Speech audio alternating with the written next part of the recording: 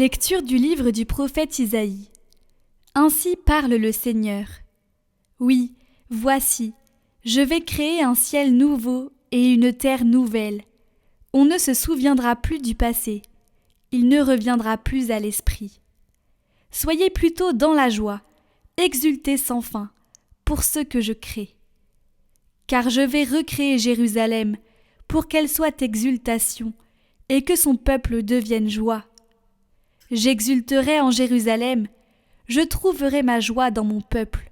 On n'y entendra plus de pleurs ni de cris. Là, plus de nourrissons emportés en quelques jours, ni d'homme qui ne parvienne au bout de sa vieillesse. Le plus jeune mourra centenaire. Ne pas atteindre 100 ans sera malédiction. On bâtira des maisons, on y habitera. On plantera des vignes, on mangera leurs fruits.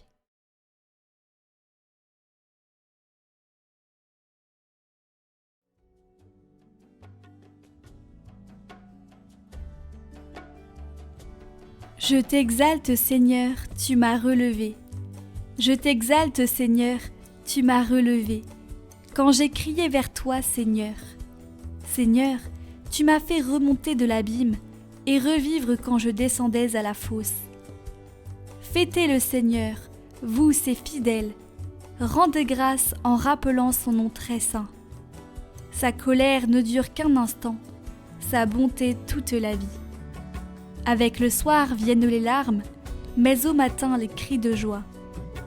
Et j'ai crié vers toi, Seigneur, j'ai supplié mon Dieu. Tu as changé mon deuil en une danse, que sans fin, Seigneur mon Dieu, je te rende grâce.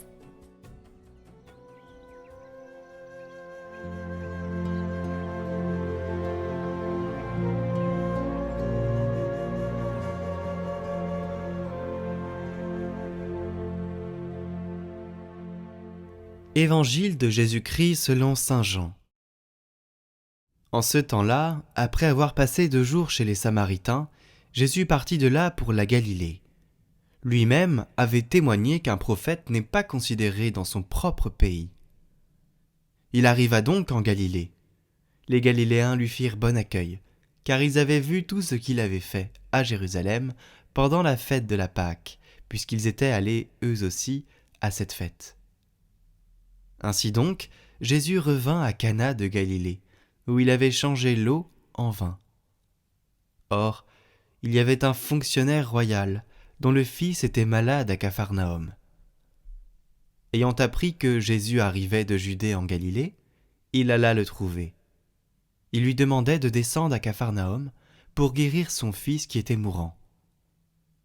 Jésus lui dit : « Si vous ne voyez pas de signes et de prodiges, vous ne croirez donc pas. » Le fonctionnaire royal lui dit : « Seigneur, descends avant que mon enfant ne meure. » Jésus lui répondit : « Va, ton fils est vivant. » L'homme crut à la parole que Jésus lui avait dite, et il partit. Pendant qu'il descendait, ses serviteurs arrivèrent à sa rencontre et lui dirent que son enfant était vivant. Il voulut savoir à quelle heure il s'était trouvé mieux. Ils lui dirent : « C'est hier, à la 7e heure, au début de l'après-midi, que la fièvre l'a quitté. » Le père se rendit compte que c'était justement l'heure où Jésus lui avait dit : « Ton fils est vivant. » Alors il crut, lui, ainsi que tous les gens de sa maison. Tel fut le second signe que Jésus accomplit lorsqu'il revint de Judée en Galilée.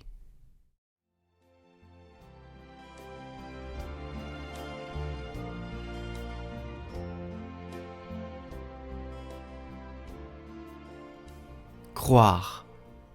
Croire que le Seigneur peut me changer, qu'il est puissant, comme l'a fait cet homme qui avait son enfant malade dans l'Évangile. « Seigneur, viens avant que mon enfant ne meure. » Cet homme a cru en la parole que Jésus lui avait dite et se mit en route. La foi, c'est faire place à cet amour de Dieu, c'est faire place à la puissance, au pouvoir de Dieu. Mais pas au pouvoir de quelqu'un qui est très puissant, au pouvoir de quelqu'un qui m'aime. qui est amoureux de moi et qui veut la joie avec moi.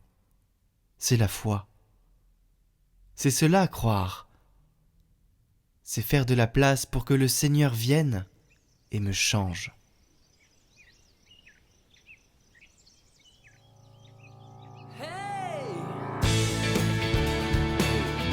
Votre émission priante chaque jour de carême.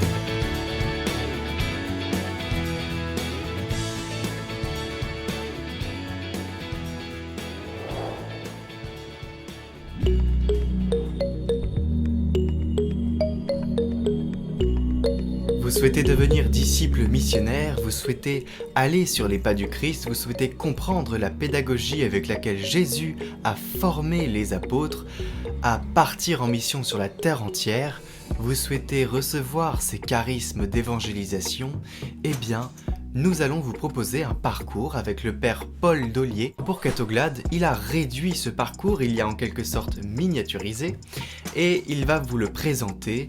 Voilà, cette formation, parce que c'est une formation, c'est quelque chose qui nous motive pour aller sur les pas des apôtres, pour aller évangéliser. Bonjour à tous, bonjour chers abonnés de Catoglade. Je suis le père Paul Dollier, je suis curé à la paroisse Saint-Laurent à Paris et auteur d'un parcours qui s'appelle le parcours Saint-Marc que je vais vous donner pendant ce temps de carême en abrégé, en résumé, en vous donnant les pépites de ce parcours. Ce parcours, c'est en fait l'itinéraire du disciple dans l'évangile de Marc. On s'aperçoit que Jésus envoie ses disciples au chapitre 6 et avant cet envoi, nous avons une formation. Et donc, à travers ces 6 vidéos, eh bien, nous allons comprendre comment Jésus forme ses disciples. Pour beaucoup de gens, l'évangile est plutôt un texte pour rencontrer Jésus, pour le connaître. Nous allons voir comment c'est un texte pour en fait comprendre comment Jésus est un véritable coach, un formateur de disciples. Aujourd'hui, nous allons avoir cette séance autour du baptême de Jésus, avec cette parole magnifique « Tu es mon fils bien-aimé, tu as toute ma faveur ». Nous allons au désert, nous allons entendre le Père qui dit à son fils « Tu es mon fils bien-aimé, tu as toute ma faveur ».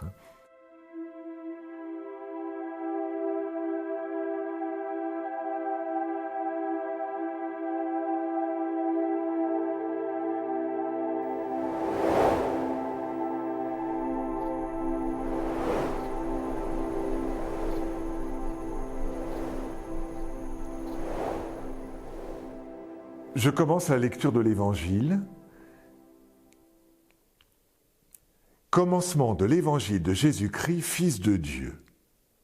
Étonnant. Marc commence son Évangile par dire commencement. À quoi ça sert? Je ne sais pas, quand vous écrivez une lettre, vous ne mettez pas commencement de la lettre.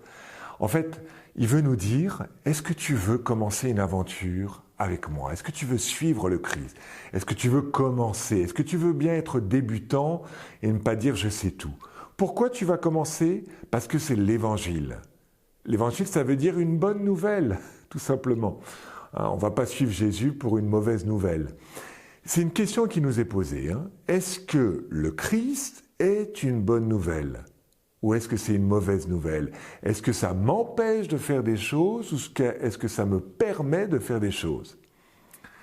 Pour certaines personnes, parfois, être avec Jésus, c'est faire des choses, c'est de la morale, etc. Non, tout de suite on nous dit, l'Évangile est une bonne nouvelle. Et cette bonne nouvelle, c'est une personne. Ce ne sont pas des valeurs. C'est Jésus-Christ, Fils de Dieu. Donc, je me mets dans cette aventure, je me mets à la suite du Christ. Lui-même va sortir de l'eau, à la voix du Père, et moi aussi je vais sortir de l'eau. Faut savoir que Jean-Baptiste, au début de l'Évangile, il emmène ses disciples derrière le Jourdain, il leur fait faire une petite traversée. Pourquoi? Pour qu'ils puissent, en quelque sorte, vivre ce que le peuple hébreu a vécu, ce qu'on appelle la sortie d'Égypte, et ce que le peuple vivra ensuite, ce qu'on appelle la sortie de l'exil. Et on voit ça dans les premières paroles. Commencement de l'évangile de Jésus-Christ, Fils de Dieu. Voici que j'envoie mon messager en avant de toi pour préparer ta route. Voix de celui qui crie dans le désert. Préparez le chemin du Seigneur, rendez droit ses sentiers. Voici que j'envoie mon messager en avant de toi. Mais d'où vient cette parole? De l'Exode. Hein, je vous l'ai mis, en dessous de l'écran là. Voici que je vais envoyer un ange devant toi pour qu'il veille sur toi en chemin et te mène au lieu que je t'ai fixé. Exode 23, 20. Hein, l'Exode, c'est la sortie. Il y a un messager qui est en avant et qui nous conduit. De même, l'exil reprendra cette parole dans le livre d'Isaïe au chapitre 40. Donc, en fait, nous allons vivre un passage. Voyez, dans la vie spirituelle, il y a ce qu'on appelle des conversions qui sont des passages. Des passages. On sort de notre Égypte et on entre dans la terre promise. Alors, le passage qu'on doit vivre aujourd'hui, on va le vivre comment? En entendant cette parole, tu es mon fils bien-aimé. Et donc, je vais prendre le baptême. Et il advint qu'en ces jours-là, Jésus vint de Nazareth de Galilée, et il fut baptisé dans le Jourdain par Jean. Et aussitôt, remontant de l'eau, il vit les cieux se déchirer, et l'Esprit comme une colombe descendre vers lui, et une voix vint des cieux, « Tu es mon Fils bien-aimé, tu as toute ma faveur. » Jésus est dans cet endroit qui est le plus bas de la terre, puisqu'il est à proximité de Jéricho. Il faut savoir que c'est géographiquement l'endroit le plus bas de la terre. Hein. Et donc il descend dans cette eau, vraiment, et ensuite remontant de l'eau, il y a cette parole du Père, pour lui, hein, tu es mon fils bien-aimé, tu as toute ma faveur. Ce mouvement de descente et de remontée, c'est évidemment le mouvement de la résurrection. Jésus mime en fait qu'il est vainqueur du mal, vainqueur du péché, en étant baigné dans ces eaux qui signifie la mort. Bon, ça c'est l'événement du baptême au niveau théologique. Mais je voudrais donner 3 petites notes pour bien comprendre ce que ça veut dire pour nous.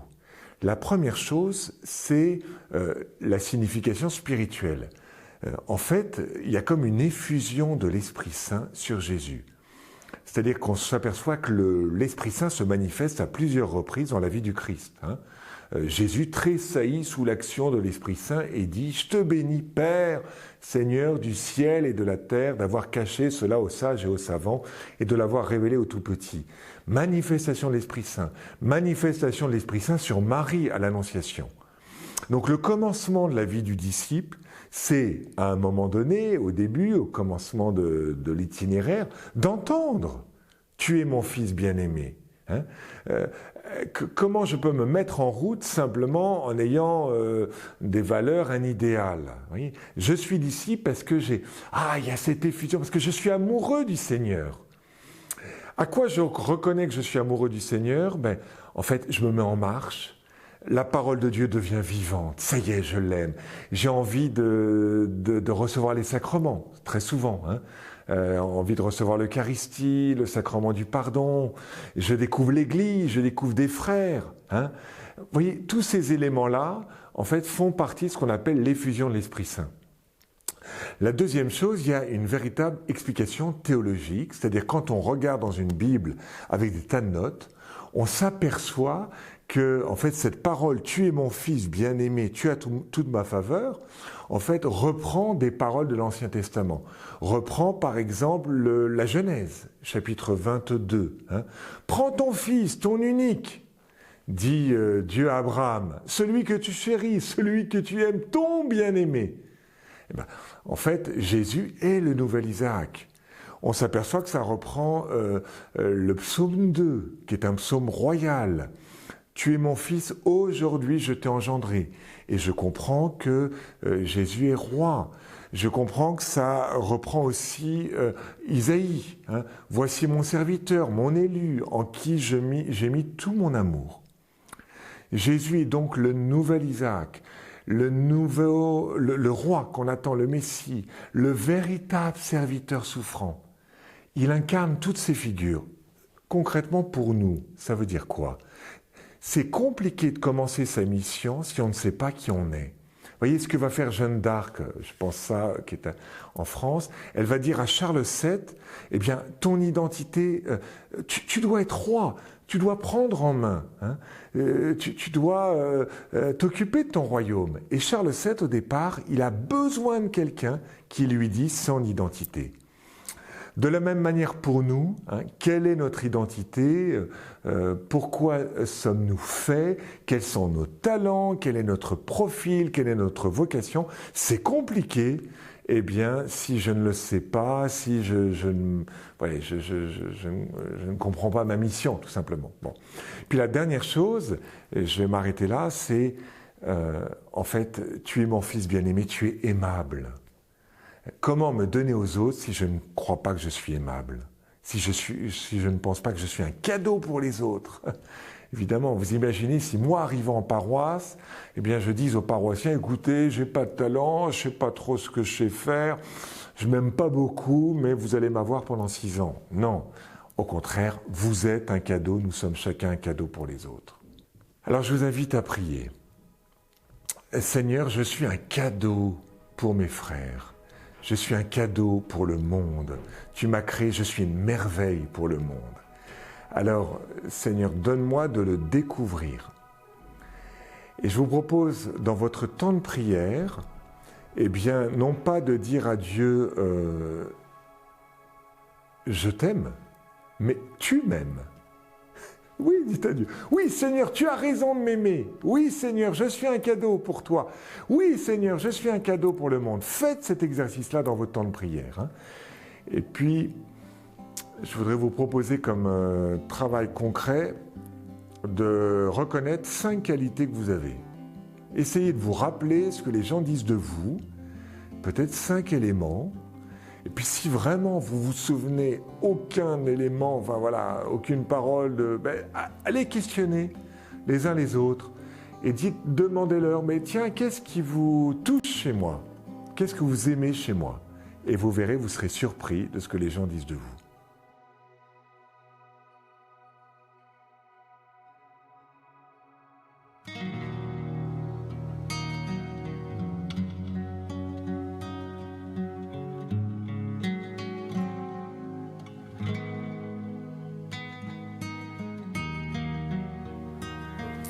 Si vous souhaitez retrouver le Parcours Saint-Marc en intégrale, merci d'aller sur Emmanuel Play, Paul Dolier, Parcours Saint-Marc.